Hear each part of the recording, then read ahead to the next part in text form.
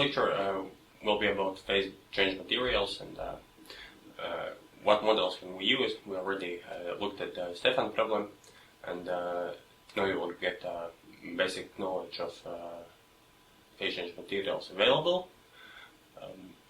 You will understand the practical implementation for various problems. We'll have 3 problems, and you will learn how to which model to use for each of them. There's a picture with all the materials available. They are mainly in 2 categories, organic and non-organic. We'll see that later. But first, I will define the terminology I'll use today. So, eutectic compositions, it's a mixture of 2 or more constituents which solidify simultaneously out of the liquid at a minimum freezing point.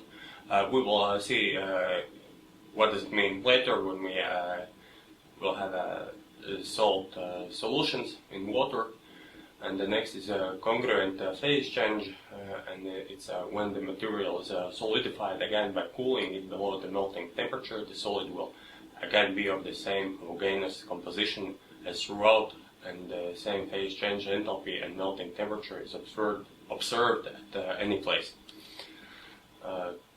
Okay, that's about terminology. We move on to main PCM properties, and the 2 most important are phase transition temperature and latent heat. As you can see in the picture on the left, if we have outside pressure as a sine curve, and we have a phase change material that's below that sine curve, then there's no use of phase change material. It must lie somewhere in between the sine curve, so that the phase change would actually do some work. That's first, and the second is latent heat. Of course, on the right hand side you see 2 materials. You can see heat released by them depending on temperature, and of course the second one is twice as good in the temperature range as the first one. So latent heat is most important. Besides those 2 properties, we have an additional list of them. None of the phase change materials can be good for all the situations, so you must make some choices. And the first property is reproducibility, and what does it mean? When you change the temperature and the phase change appears, it melts, it solidifies, it melts again and solidifies again, and you want the same enthalpy, the same heat released and stored every time. And for some phase change materials, phase separation happens, or there are some chemical reactions possible that changes it. So mostly you will need cycles, but there are applications, for example, fire safety, where it's only necessary one time to melt it down, and that's all. And one of the main reasons that phase change materials lose their reproducibility is phase separation. As you can see in the picture, when you have a salt solution, the water solidifies out, and when the melting happens again, there is a water and salt solution, and the diffusion must do work before it can get the previous state again. Next important property is subcooling, and as you can see in the picture, we have a material that changes its temperature depending on time. First, it stores sensible heat, then it stores latent heat, the flat arrow, and then again, after phase change has occurred and the material has molten down, and it stores sensible heat. then suddenly temperature changes and sensible heat is released. And what happens? There is a dip circled the subcooling is written down. Well, materials somehow lower their temperature below phase change temperature, and then suddenly the temperature, when the nucleation starts, the temperature rises again, and it's shown experimentally quite well, and many materials have this subcooling up to 80 degrees. So it's quite a big issue, because latent heat, and if the cycling happens very fast, then no latent heat is actually stored and released this way. But yeah, when the nucleation starts, then once again all the latent heat is released, and well, later on, as temperature drops and time passes, the sensible heat is released. And here you can see some experimental data on how it happens. And it's quite reproducible. Next up is thermal conductivity, and depending on the application, you want it high or low. And there will be a very interesting example later on in this lecture, when we need high thermal conductivity, and carbon nanotubes are added to phase change material to increase its thermal conductivity. For some applications, for example, you will need lower thermal conductivity, and we'll see that later also. Next is low vapor pressure, and well, basically it's needed so that for mechanical stability, and the container that holds the PCM, so that it doesn't break up. Next is a small volume change, and that's very important. As you know, when the water solidifies, the ice volume is larger than the water volume, and things break up because of that, and you really want to keep your volumes volume change as small as possible.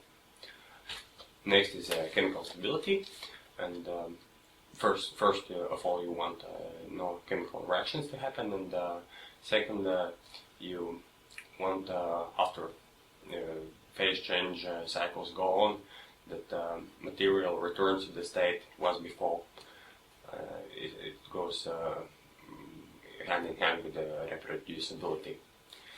Next is compatibility with the other materials, and the main issue here is corrosion of metals. That's everywhere, and so you don't want them to corrode. Next is of course safety. If there are humans nearby and the phase change material is toxic or something, then you probably don't want to use it.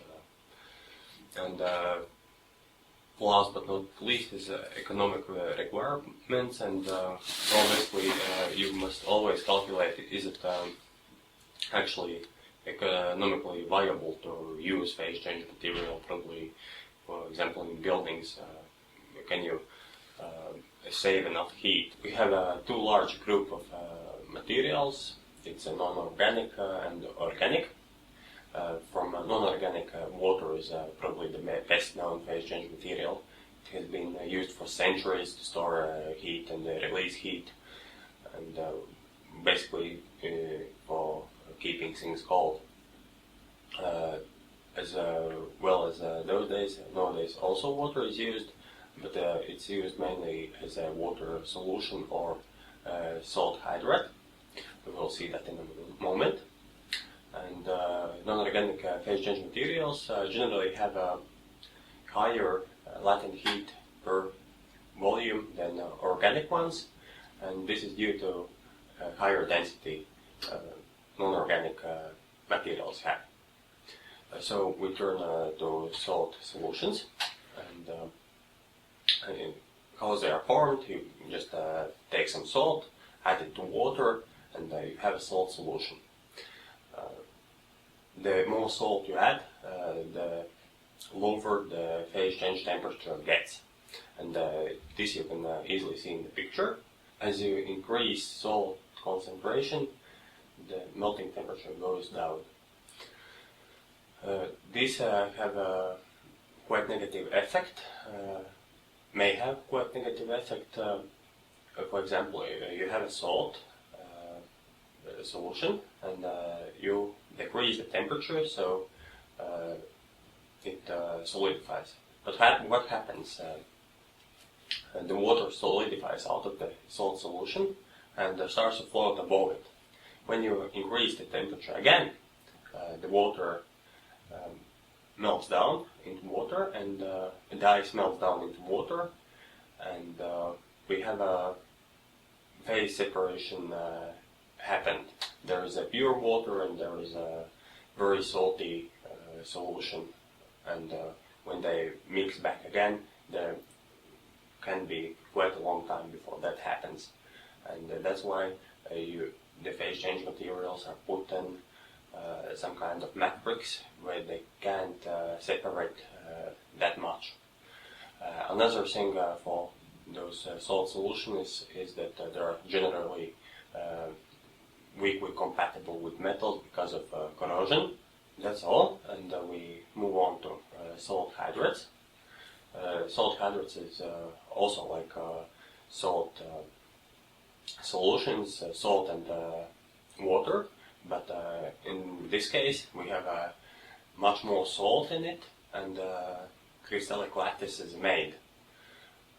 As salt solutions, they're also corrosive to metals, and besides that they show quite large subcooling up to 80 degrees Celsius. Despite the negative effects, both salt solutions and salt hydrates are quite cheap. Another interesting thing, you can see the general formula: salt times n molecules of water, and there are many stable states. For example, you can take salt and 4 water molecules. It's okay, it's stable, and you can take salt and 6 molecules of water, and it's still stable. And this is the fact that why some salt hydrates doesn't melt congruently. And that's all about salt hydrates, and we move on to organic phase change materials.